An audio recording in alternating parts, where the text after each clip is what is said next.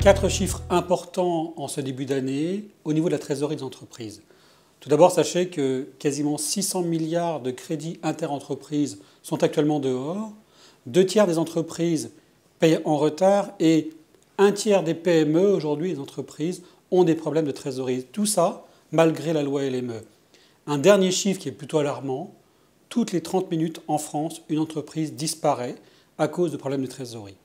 Alors ce que font les entreprises, c'est qu'elles ont l'habitude de recourir à des avances de trésorerie, notamment vers leur banque. Ce n'est pas forcément la solution la plus simple. D'abord la plus simple en termes de process et de durée d'accord de la trésorerie. Il faut savoir que les entreprises qui vont recourir à une avance de trésorerie auprès de leur banque d'entreprise, vont tout d'abord gréver leur capacité d'investissement pour de l'emprunt industriel. Je m'explique. Les banques sont là pour financer le long terme, les investissements lourds, notamment dans l'industrie, mais pas forcément pour pallier un manque de trésorerie, parfois à court terme. Le recours à l'avance de trésorerie auprès des banques est également complexe en termes de documents, en termes de collecte des documents, en termes de transmission des documents et surtout au niveau de la réponse de la banque. Les entreprises doivent donc pouvoir aisément recourir à une avance de trésorerie simplement, facilement et rapidement. On parle souvent d'une information qui doit arriver sous 48 heures. Il existe des solutions aujourd'hui intéressantes qui ont été créées par des acteurs alternatifs financiers et qui permettent de proposer rapidement, sous 48 heures par exemple, une avance de trésorerie auprès de ces établissements.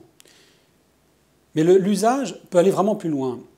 Il existe des solutions dont la demande d'avance de trésorerie vers ces acteurs alternatifs se fait directement depuis le logiciel de gestion, depuis le logiciel de la comptabilité. Alors, d'où est l'intérêt? Tout d'abord, l'information du trésorier, il l'a sous les yeux et il peut aisément évaluer sur quel compte client, sur quel compte tiers client, sur quelle créance il a besoin d'une avance de trésorerie.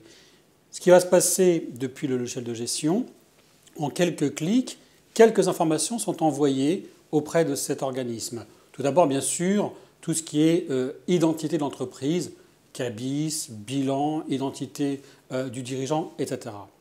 Dans un second temps, le trésorier, le comptable, va transférer quelles sont les créances qu'il souhaite recouvrir avec cette avance de trésorerie et le montant qu'il souhaite bénéficier en avance de trésorerie. Quels sont les bénéfices de cette interaction entre l'acteur financier et puis le logiciel de gestion? Tout d'abord, c'est le délai.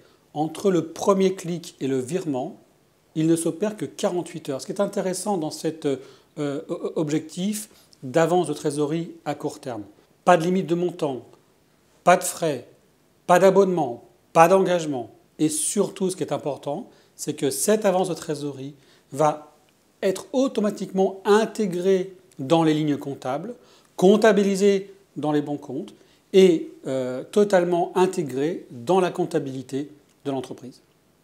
Donc on le voit, ce problème de trésorerie qui est récurrent dans les entreprises en France, qui, je vous le disais, engendre des disparitions d'entreprises, l'accès aux banques, qui notamment pour les PME, est plutôt complexe. Et bien aujourd'hui, il existe des solutions via les logiciels de gestion où en quelques clics, les avances de trésorerie, les demandes de trésorerie peuvent être réalisées pour pallier les retards des créances clients.